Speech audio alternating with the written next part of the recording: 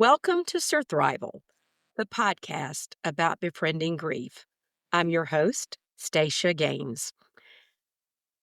I am really excited to have Deidre Clark with me today. Deidre is the Director of Membership and Community Engagement at the Alabama Association of Nonprofits in Birmingham, Alabama. And unlike most of my guests, Deidre is a new acquaintance, a new friend. My friend Kathy Boswell, who has been on this podcast, called me one day and she said, Stacia, I met somebody you need to have on your podcast. So I reached out to Deidre and we had maybe an hour and a half long conversation and just shared, found we had so much in common. And I love the perspective that she shared with me. And so I agreed with Kathy that she really should be a guest on my podcast. So here we are today. So, Deidre, take a moment and share more about yourself. Yeah. I guess I'll start with I am Birmingham born and bred. My family has been in this city, gee whiz, since the late 1890s, early 1900s. And so it's Wow. really fun to be able to say that and to know that. I am a mother of two sons, Nehemiah, who's 14, and Akili, who is 12. When I am not working or parenting, I enjoy lots of laughter. I'm reading a lot of books right now, and I am a Pirates of the Caribbean and Star Wars junkie. N- Oh, that is a very interesting fact. Pirates of Yeah. the Caribbean Um, and Star I've Wars. been in my Okay. role with the Alabama Association of Nonprofits for about 3 years now. And what I love about that is um, I think about there's a thread through my career. No matter what I've done, it has always been relationship building, community building. And so it is like it's such a joy that I get to travel around the state and meet with nonprofit leaders and hear their stories that are sometimes like um, born in grief of how they found themselves leading a nonprofit, founding a nonprofit. Oh, Um, interesting. yeah, so it is a real joy that I get to do that work. And so, yeah, I'm so glad to be here with you today, though, and so grateful that Kathy connected us. Yeah, me too. Me too. Yeah. It's interesting that you said a lot of the nonprofits that you work with were birthed out of grief. I actually did a session called Making Lemonade Yeah. and talked about many of the nonprofits that we're all familiar with have been born from somebody losing somebody to ovarian cancer Yeah, or losing a child. So we call that making lemonade from the absolutely. lemons. Okay. Well, you and I got connected through grief. So tell us your grief story. Okay, so this was August 25th, 2021. At the time, I was a store manager for Starbucks and I lived in Warrior, Alabama. The store that I managed was in Birmingham, in Five Points West. I woke up late that morning and I scurried to get myself ready and ran out the door. And then stopped just on the other side of the threshold. And it's like, I didn't kiss Brian goodbye. And I'm like, I don't have time to kiss Brian goodbye. And so I run down the hallway and I kiss his face. I'm like, okay, I'm going to work. I'll see you later. Bye. And as I stand back up, I'm like, hey, your face is cold. Why is your face cold? And so I pressed my fingers into his chest to try to shake him awake, and I didn't get a response. And I think at that point I kind of started to panic. Pull the covers off of his legs. I'm like, well, your legs are warm, but your face is cold. So maybe I'm not quite needing to panic yet. But after, just a couple of moments of that, having to call 911 to say, hey, I'm here at my house, Brian's not responding. They asked if he was breathing. I'm like, I don't know. And so I had to move his body onto the floor to perform CPR. I am about 5'2" and a half. And I was probably all of 120 pounds that morning. Brian was probably all of 5'9", 5'10", and probably double my weight. And I'm like, I can't move him on the floor. He's too heavy. And she said, you have to. And so I struggled in my body to move his body and get him onto the floor, like so worried that I would hurt him. And so I'm doing CPR and there's this liquid trickling out of his nose. And I'm like, hey, what is this liquid in his nose? And so she kind of ignored me and was like, just keep going until the paramedics get there. And at this point, the front door is still standing wide open. Our children are in their beds asleep. And the paramedics come in, and they are these big, tall, bulky men and big, black, bulky boots. And they have to walk past our children's bedrooms. And so I say, hey, my kids are asleep. Please don't wake them up. And so they get into the room and they place the electrodes on his chest. And I stood in the doorway and watched that sheet of paper roll out a flat line. And the guy looked up at me and he says, "I'm sorry, there's nothing we can do." Um, and so, from there it was I had to make all the phone calls. Um, I called his mom. At the time we were living with his dad. His dad came home somewhere in all of that chaos. Um, but I called his mom and asked her to come up to Warrior. I had to call his best friend. I had to call my mom and my friends, and just like repeating that story over and over and over and over again that day was real hard. I remember my hands cramping and I could not get my hands to open. And the paramedics sat me down and they said, "You have to breathe." And so they made me and the more I could breathe, my hands would relax. And so that was the start of a brand new life that I never asked for, never planned for, never bargained on. Yeah. So, one of the things that you and I discussed is that when your spouse, partner dies, it's not just the death of the person that you love. It is like there's all these secondary roles, the role of parent of your boys, Yeah. the in my case, the person who did my taxes every year, the person who handled the car stuff. Yeah. But so there's those things, but there's also when you've been with someone for a really long time, yours and their personalities just become one. You become so intertwined Yeah. that it's really difficult to know where they end and you begin. Talk a little bit about what that looked like for you, Deidre.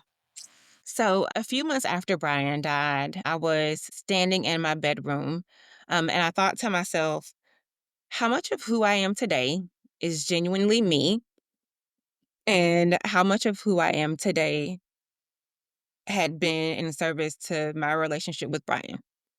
So the easiest example I have is that Brian had a kosher diet. He did not eat shellfish. I did not have a kosher diet. I used to love shellfish. But we got together and we were just never in places where there was shellfish. And so by default, I gave up shellfish and I was like, do I want to eat shellfish again? I don't know if I want to eat shellfish again. Maybe I'll try, maybe not. And there were these, just kind of these other little things like, do I really like Marvel movies as much as I think I do?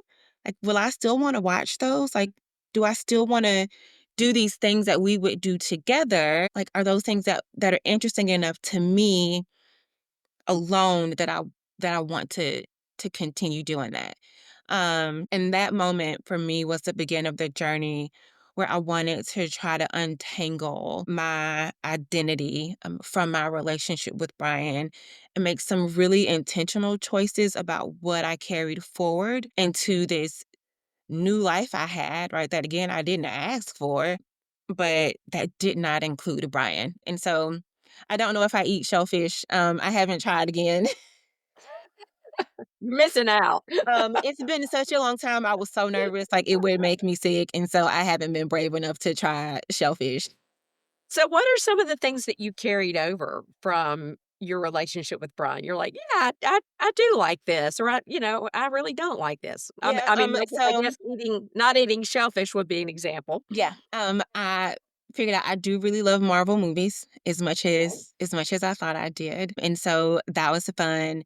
And we had some parenting traditions. Like we didn't celebrate Halloween with the children. And there were some other holidays that we, typically wouldn't do. And I decided, I like that.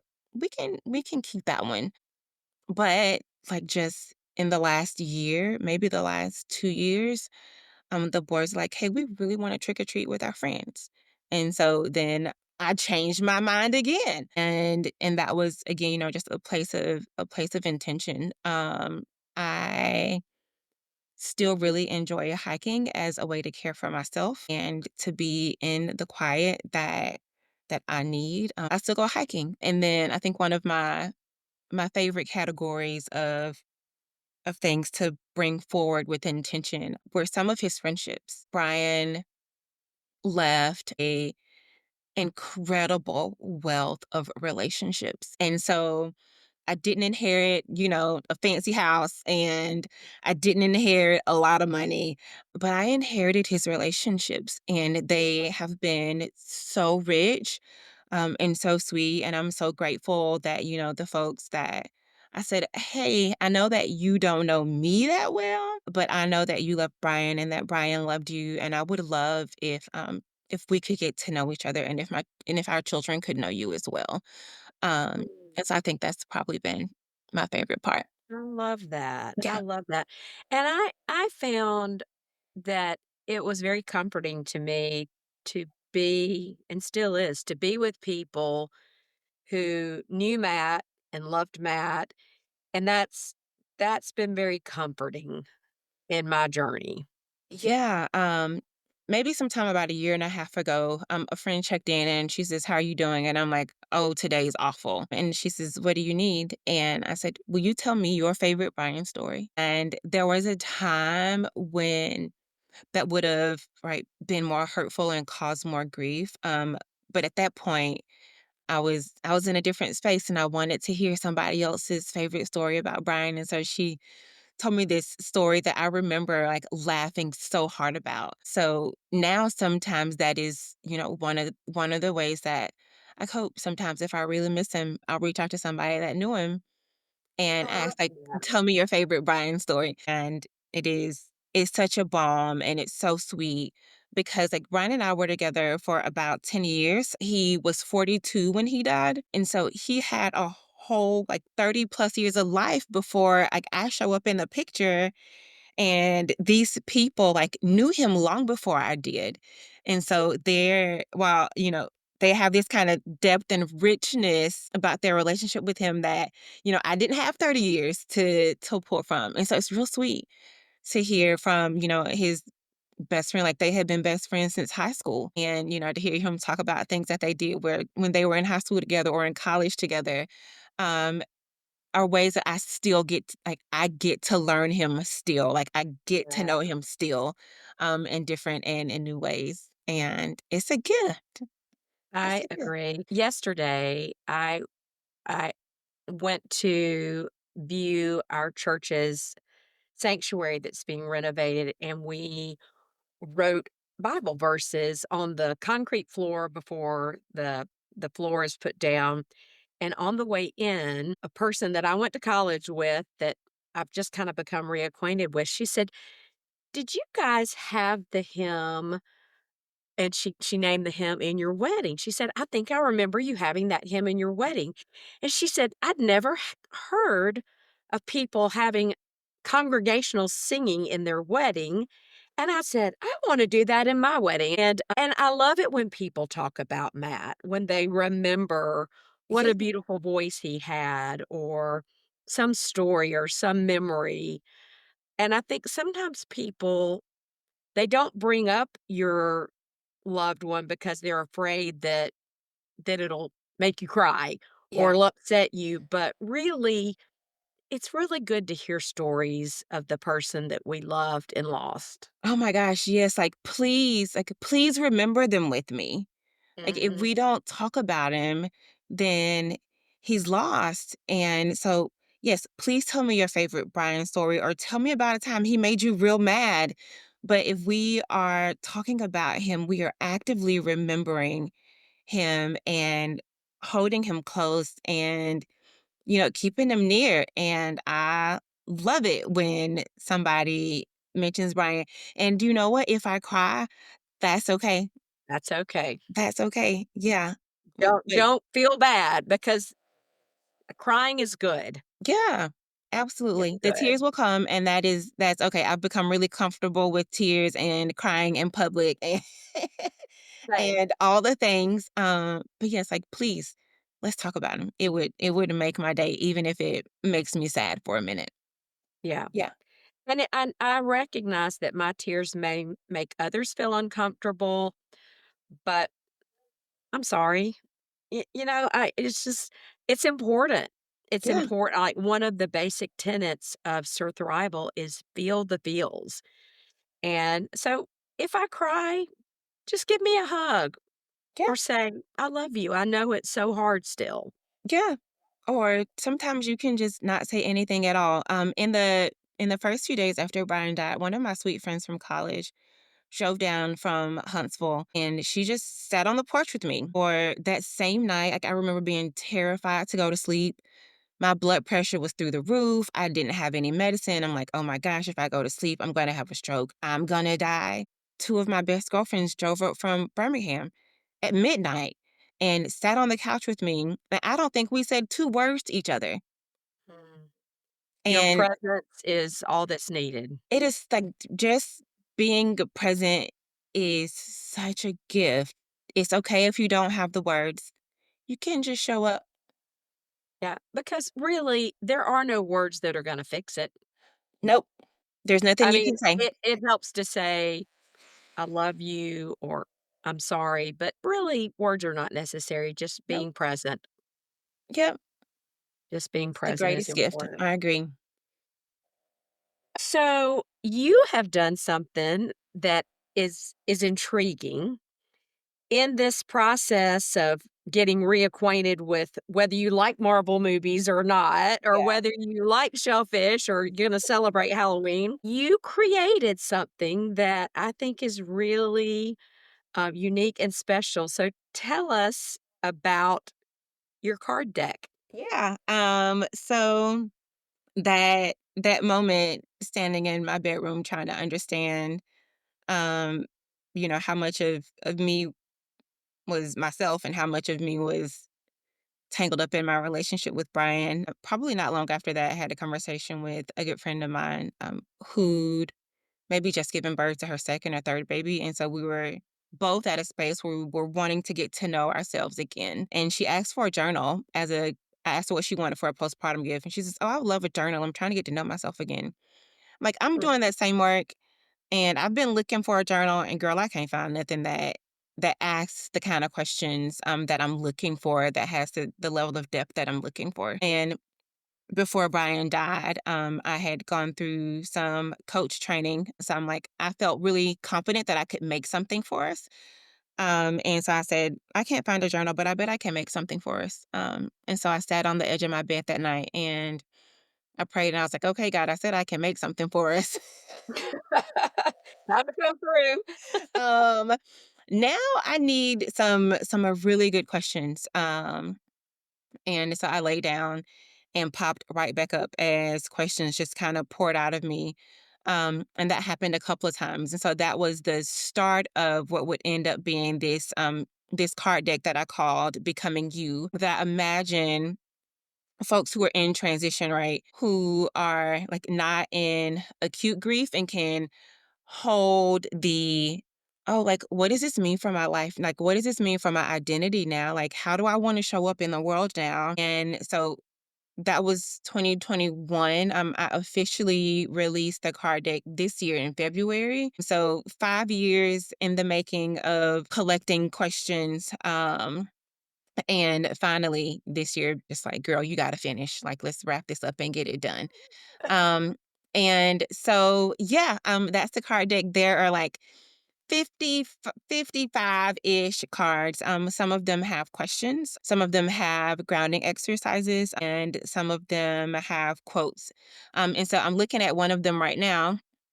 And this question is, what feels nourishing to your life? And nourishing is defined as good for growth, health, and good condition. And so for me, right, the practice of using this card deck before it became something that I offered to the world was taking a second to catch my breath and, yeah, noticing, oh, I feel really frustrated about this, or I'm feeling overwhelmed about that. And so pausing for a minute to catch my breath and grabbing a question, and sitting with that and noticing, oh, well, what happens? Like, is this a question that makes me really uncomfortable? Is this a question that I have like all the answers for? I have all the ideas about what feels nourishing for my life right now. Sometimes I s- I see a card with a question and I don't have an answer. I'm like, I really don't know. And so for those times, I like to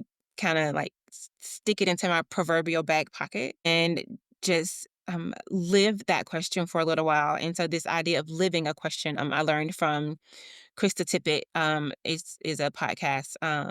It's called On Being with Krista Tippett. And so maybe if I don't have an answer, then that's fine. I'll put the card away and carry on with my day. And inevitably, at some point in the day, in the week, in the month, it's like, oh, that's the answer to that question.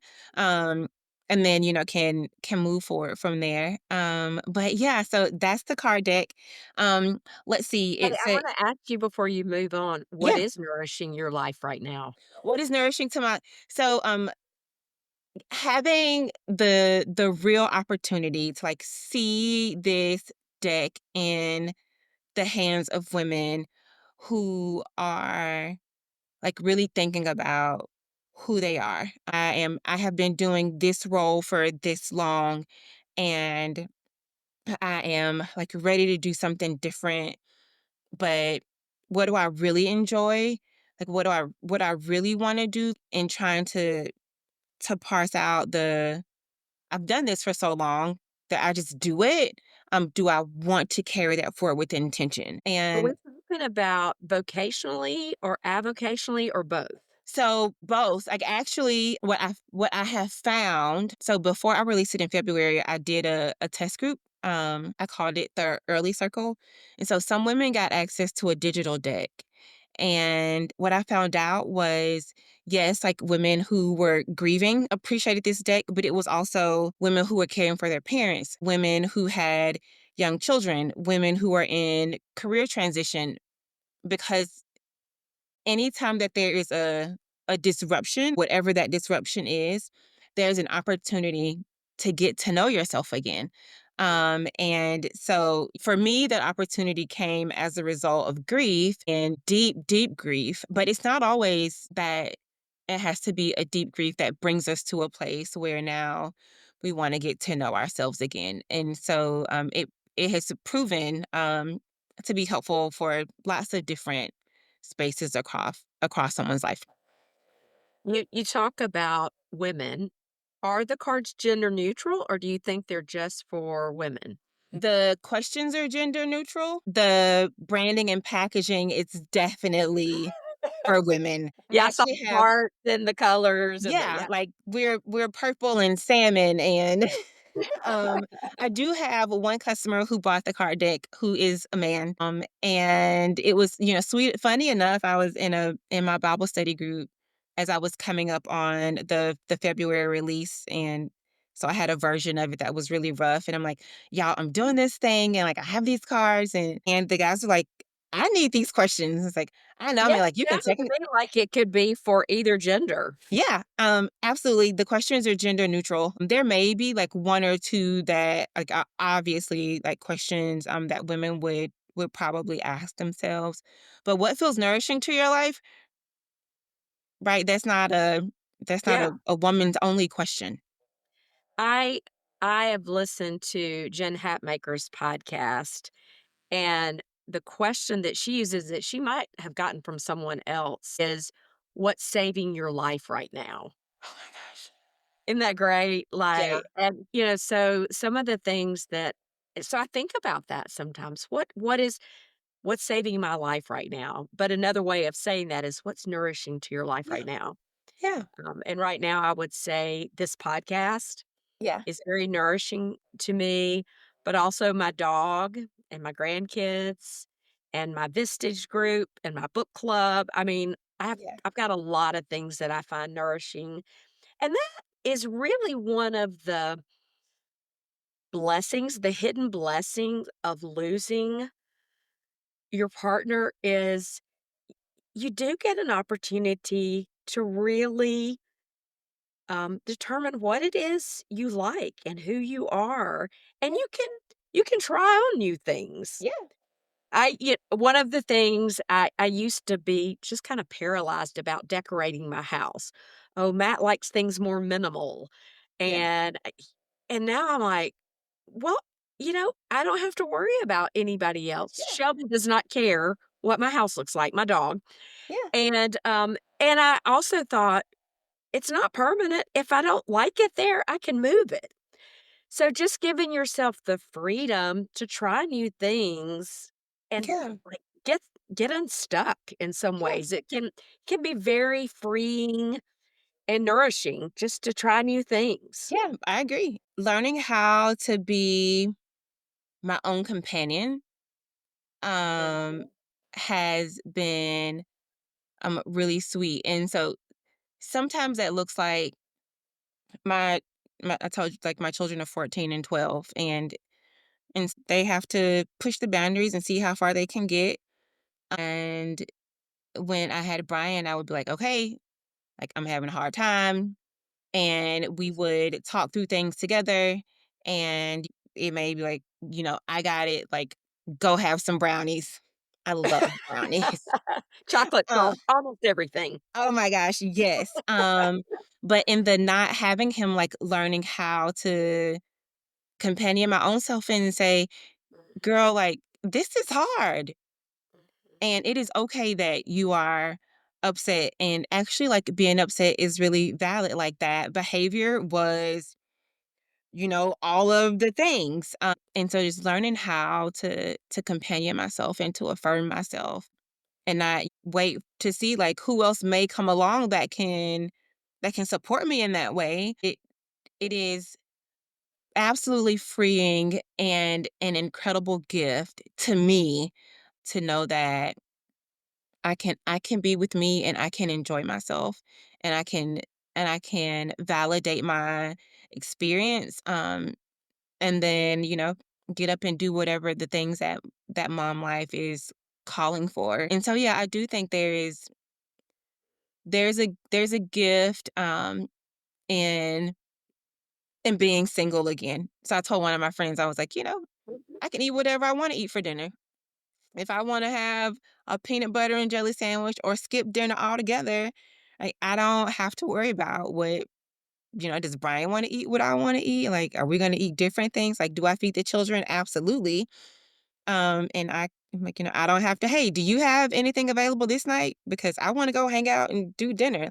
I don't do any of that. I just decide I'm gonna Right. go have dinner with my friends, and if I've got somebody to hang out with the kids, then I'm free to go. But, I remember also, like, feeling really guilty about that early on because, like, what do you mean? Like, there's the freedom in being single. Like, this is awful. Like, Brian died. He Right. did, and also it's kinda It's cool to both not have and. to. You can miss him and find freedom and joy in Yeah, your singleness. Both can absolutely. be true.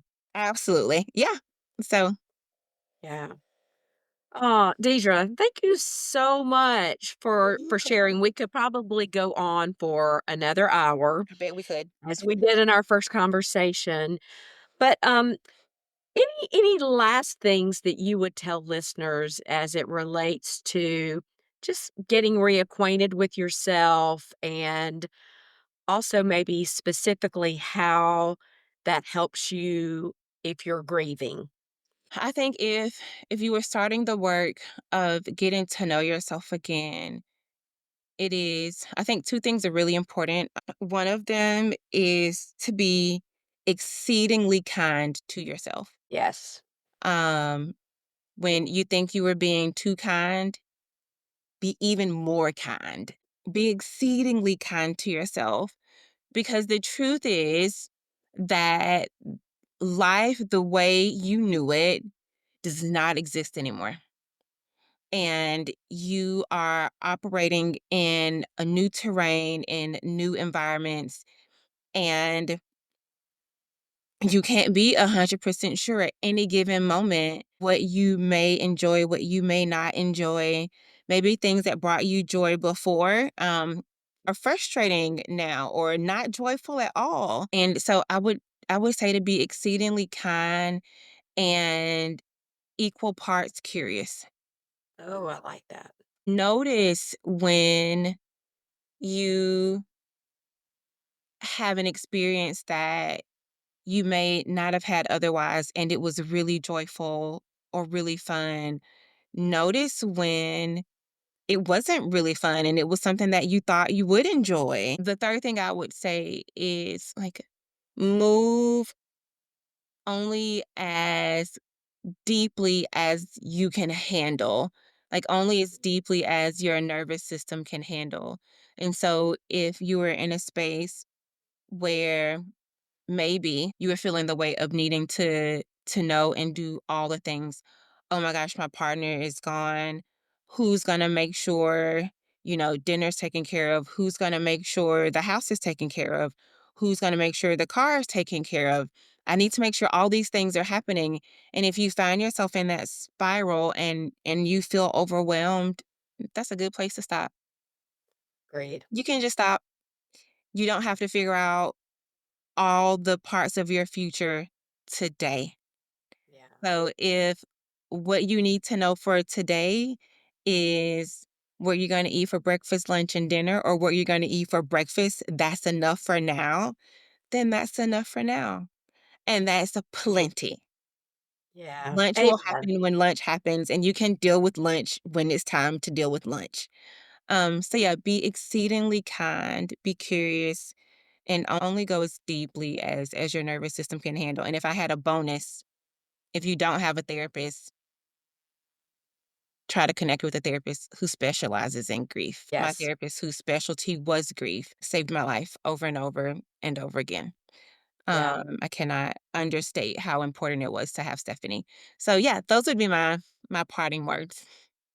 Yes, and I agree with all of those, and the bonus too. I met with my therapist today, and every time we talk, I come away renewed and refreshed and have a clearer head. Yeah. So, Yeah. amen. Amen. Thank you so much, Deidre. Listeners, thank you for listening. I am so grateful for you and grateful for this platform to talk about my own grief and to help others who are experiencing loss. So keep listening and share with others.